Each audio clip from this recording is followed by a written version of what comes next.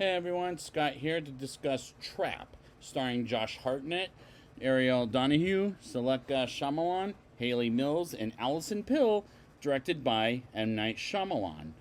Now, where did M. Night come up with this concept? Well, I'll tell you. He made it up after Taylor Swift's Eras Tour thing last year. And do you think this will run well with Miss Swift and all that? I don't know about that, but we'll see how that goes. And now I have seen this movie twice. The first time I saw it, I'm gonna just spoil it. The first time I saw it, I thought I didn't like it, but then I had a better reaction the second time. But we'll see how the rating goes by the end of it. But yeah, the trailers kind of made this ruinous because they gave away so much in the trailer, like the fact that Josh Hartnett's character is a killer of some kind, but there's got to be more to it. So that's kind of a thing I should probably look into. And one more thing I gotta say, welcome back to M. Night, as well as welcome back Josh Hartnett. After Oppenheimer last year, he's making his comeback. And I haven't seen the guy, I think, ever since 30 Days of Night, that horror film that was... Yeah, I don't really remember liking that film too much, but then he came out with Oppenheimer last year, and then, or he had a brief role, and now he's the star of this movie again. So, we'll see how this goes. Let's get into it. After the opening credits, we start off in Philadelphia with Cooper, played by Josh Hartnett, bringing his daughter Riley, played by Ariel Donahue, to a concert to Lady Raven, played by M. Night's daughter Seleka Shyamalan, who also sang the one song from M. Night's horrible film, Old.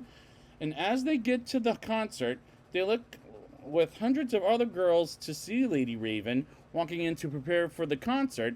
And they walk into the stadium, and Cooper asks Riley about some girls led by Jody picking on her at school, and they eat and walk to their seats at the front row as he sees there's a crap ton of cops securing the building, and the audience will learn why later in the movie, as the trailers haven't spoiled it yet, which, yes, they did. I was being sarcastic. As the concert starts, and Riley is having the time of her life, while Cooper is watching and looking rather suspicious, as the first trailer gave that away. Well, I'm liking the performance Josh Hartnett is, as his character is giving, as he's a good father in him, until he gets suspicious later in the movie, and that's when it falls apart for me. But I'll get there when I get there.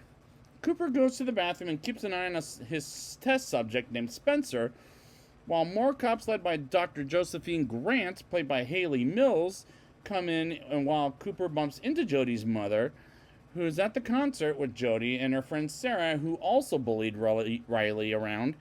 And Cooper gets back to the seat and tells Riley about them while Lady Raven gives a heartbroken speech about forgiveness from her father and performs the song in the first trailer about how letting hate go and forgive the people around the person in your life. And I'm going to be honest and say I won't get the soundtrack, but the songs are good, while Cooper and Riley try to get a souvenir while another girl was being rude about it, as Riley wants it as well. And Cooper tells Riley to let the other girl have it, and the cashier, Jamie, says he'll give her one in 10 minutes, as Cooper learns from Jamie the cops are looking for the serial killer called the Butcher, who happens to be Cooper. But he doesn't say it is him, and he looks outside and sees there's no way out after pushing a girl down the stairs, and this is kind of stupid, as he learns about it as it makes sense for the title of this movie. But I'm going with it as this point. Lady Raven performs a couple of her songs, like with another singer, and Cooper wants to go in the area where the other singer came from, as Riley knows something is up with Cooper, as he goes back to Jamie for the t-shirt and brings him to the storage room and grabs a t-shirt for Riley, while Cooper steals Jamie's badge and tells him about the code they have if they see him, which happens to be Hamilton, after the play, I'll say. And afterhand, Cooper goes through the break room, which is where the SWAT team gets a briefing about the Butcher, and gets some coffee and grabs a walkie-talkie to listen for anybody looking for him, while Jody's mother comes up to Cooper and tells him she has a dark side until someone faints on the ground and sees Dr. Grant tells Jody's mother to let the girls get together at a pizza place on a Saturday afternoon. and gets back to Riley. And I like how innocent Cooper acts in these scenes when he's not, as the concept is good, but the execution is not my favorite from M. Night, but it's working fine, but it's not the greatest, if that makes sense. Cooper hears Dr. Grant on the radio as he walks out of his seat once again, and this guy can't seem to stop getting out of his chair as he boils the fryer with some dangerous of a mixture.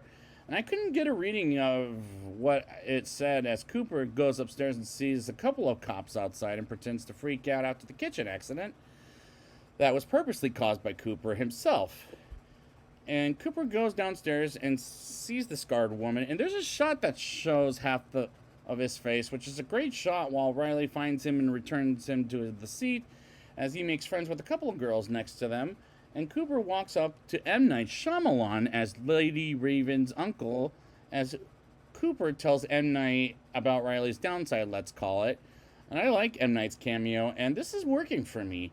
A few minutes later, M. Night comes up to Cooper and Riley to come backstage with Lady Raven as her dream girl, while performing Dreamer Girl, as M. Night brings them backstage, and Lady Raven's assistant tells Riley about how it's going to work, and Riley gets on stage with Lady Raven, while Jody and her mother, as well as Sarah, see Riley on stage, and they freak out over it. At one point, Jody throws her drink at her mother, and she calls Jody a little beast, which serves them right in my mind, I'll say. And Riley is having quite a bit of fun as a girl almost faints.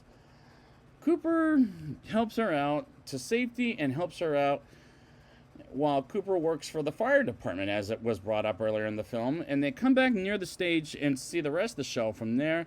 And we learn Lady Raven has asthma, while Cooper sees the Thinker acting like an ass in front of the assistant, or his assistant, I'll say, and they go backstage, and the Thinker acts creepy towards Riley while Dr. Grant is on the radio. And there were times when M. Night did the same shot where it focuses on one half of Josh Hartnett's face, and it works as a pretty good shot. Lady Raven looks for the butcher on the cameras with Dr. Grant, and the Cooper thinks of a way out of the stadium, and Cooper asks Lady Raven to talk with her, and when they go in her dressing room, Cooper confesses they're looking for him, and he admits he's been caught, and he'll let him and Riley, if she'll let him and Riley go if they go in her limousine, or else Cooper will push a button and carbon monoxide will kill Spencer, aka his suspect, as Lady Raven gets Cooper and Riley gets out of the stadium from the limousine, as Lady Raven wants to go to their house, and the concert scenes are working, but this is when the movie starts to fall apart. When they get to the house, and Lady Raven in the audience meets his wife Rachel, played by Allison Pill, whom I reviewed twice in Scott Pilgrim vs. the World and Vice, the Vice President Dick Cheney movie, and their son Logan, while Cooper is acting very strange and is already problematic. Lady Raven brings up the butcher to Rachel as she says she has nightmares about him, and she says he made a mistake to buy tickets to her concert, as she buys some time to look for Spencer as she plays the piano with Riley, as they play a song Riley plays on the piano all the time, and they sing it together. And don't get me wrong, M. Night's daughter Suleika Shyamalan has a beautiful voice as a singer, but again, won't be owning the soundtrack. And Lady Raven has to use the restroom after taking a selfie with Riley, as she takes the phone from Cooper and gets access to talk with Spencer, while Cooper is scaring the hell out of Lady Raven, as she posts on Instagram to help Spencer out while texting her driver Jeremiah to call the police, as Lady Raven tells Rachel Cooper is the butcher, and he sends them upstairs for some reason, as he opens the door and asks Cooper is Riley's and Lady Raven's own phone. And this sequence took a little bit too long. Cooper takes Lady Raven to Rachel's car as she's stalling time, while Cooper brings up how his mother is a monster and almost gets her out as he opens the garage door and sees Rachel, Riley, and Logan, as Lady Raven gets out of the car, takes them away, and the cops take them away from Cooper as the cops come by, but Cooper hides and takes one of the SWAT's uniforms and traps Lady Raven in her limousine to take a secret place 10 minutes away from there from where they're at as she eventually rolls down the window and tells people to help her out, and people go in front of the limousine, and she doesn't get out of the trapped handcuff and gets out of the limousine, and or I should say she does, and she gets out of the limousine, and the cops come by with Dr. Grant, but he disguises his way out as a civilian. And again, with that shot of half of Josh Hartnett's face, like he's the character Two-Face from Batman. And Lady Raven gets Spencer out of captivity from Cooper, as they don't find him yet, but Rachel is at a house somewhere alone, as Cooper shows up while Rachel and Logan are at her sister's house.